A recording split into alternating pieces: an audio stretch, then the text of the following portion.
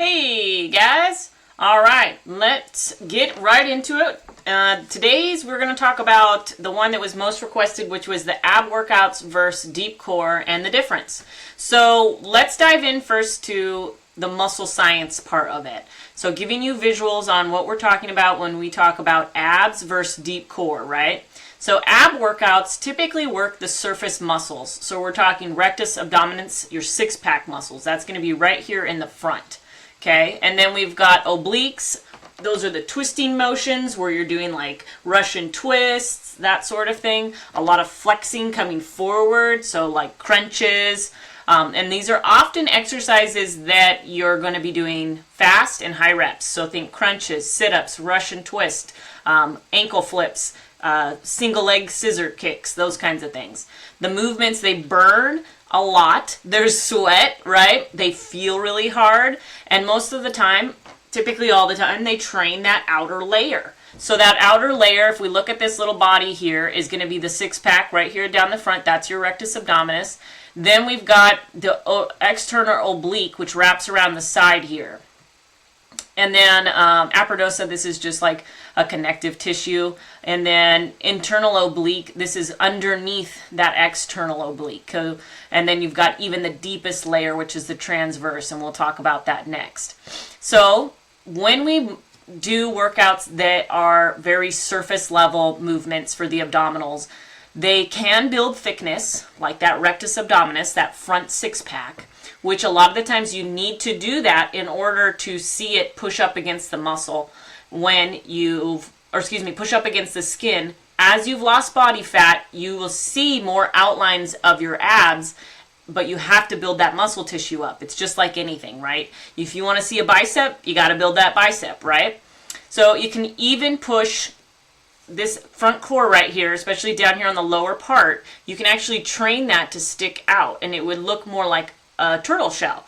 So if you've seen CrossFit girls and they have that huge belly that kind of hangs forward and it almost looks rounded like a shell of a turtle, that is from doing a lot of frontal plane work. They do a lot of stuff in the frontal plane, which is forward back. So if you think crunches, right, all that is frontal plane.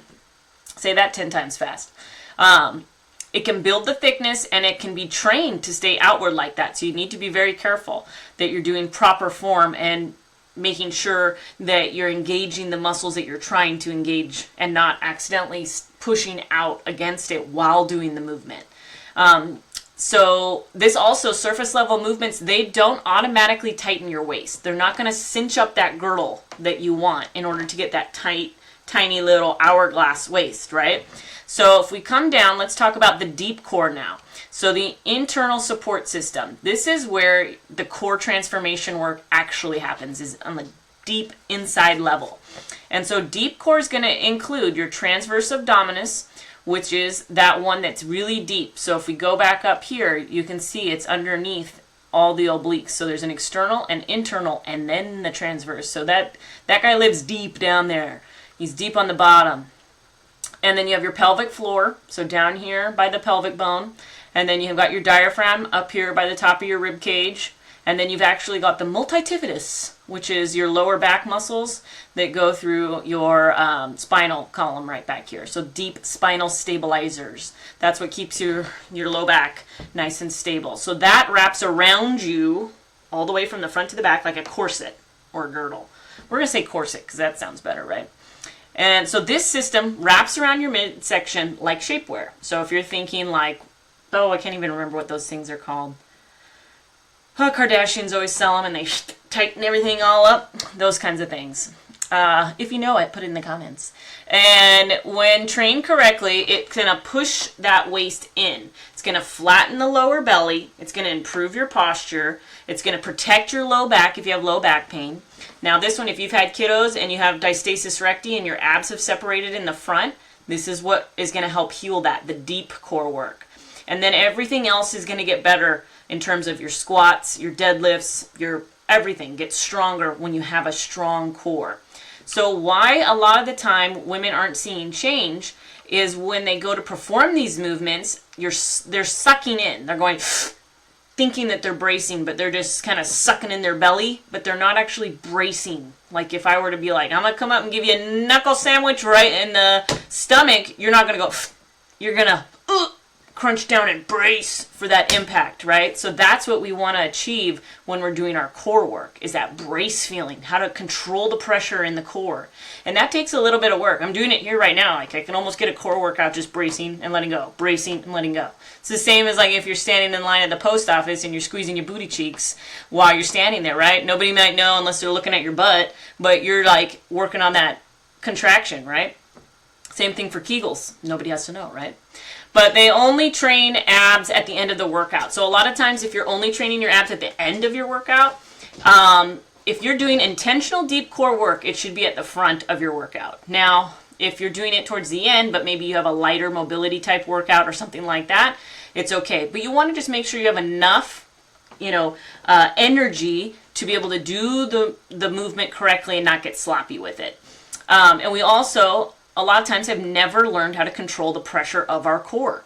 So our waistline will change when we learn to control pressure and not just do more crunches, right? If we just sit there and, P90X our brains out until, we think we're going to have abs with Tony Horton, and you know what, then maybe you do, but you know what, you've never really learned how to control and brace that core. You've just done a lot of surface level work. So, and it feels hard and it feels like you're achieving something because it burns like hell, right? So this is kind of your mic drop moment, like, whoa, okay, I need to learn how to control the pressure of my core so I can get more benefit out of the work that I'm doing. Like you're spending this time, 10, 15, 20, 30 minutes a day working on yourself and working on your workouts to improve your health and your body. We want to make sure we're implementing it right so that you get the most bang for your buck, baby. So when we think about deep core training, what does that actually look like? So let me break this down and explain it so it's slower and more intentional. It would be 360 breathing. That's something where you're inhaling, and it's not just little belly breaths, really shallow. The rib cage is expanding. The obliques are expanding. Everything is getting better. The diaphragm is coming out.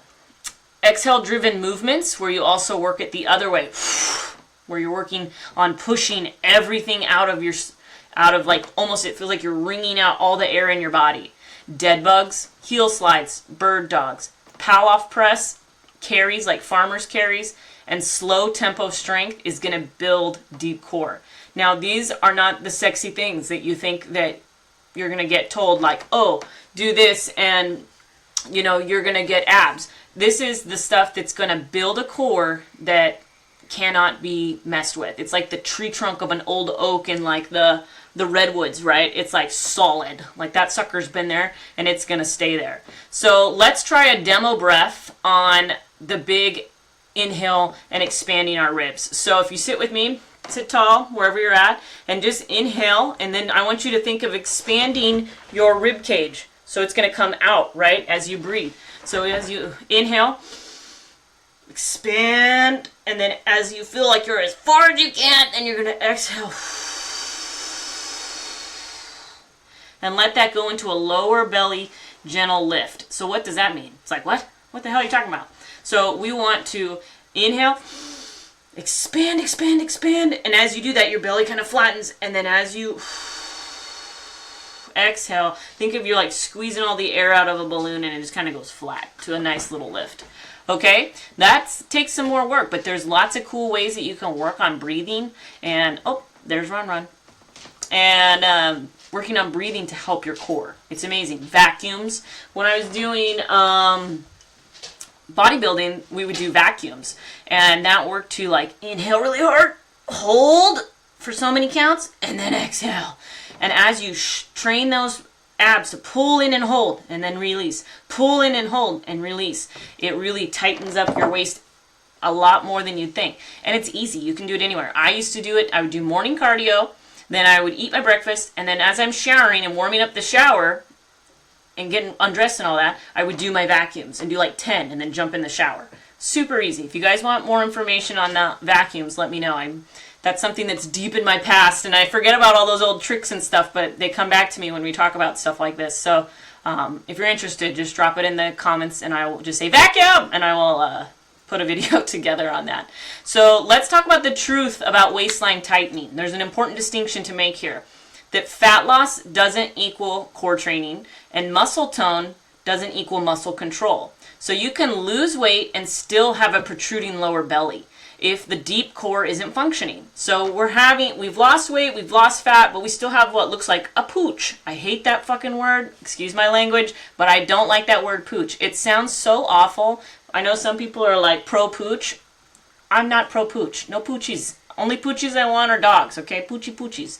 But anyway, so we want to keep our deep core functioning, and we want to train that. And once you do all this hard work to have a nice, flat, strong core, that for the most part, we don't want turtle bellies, right?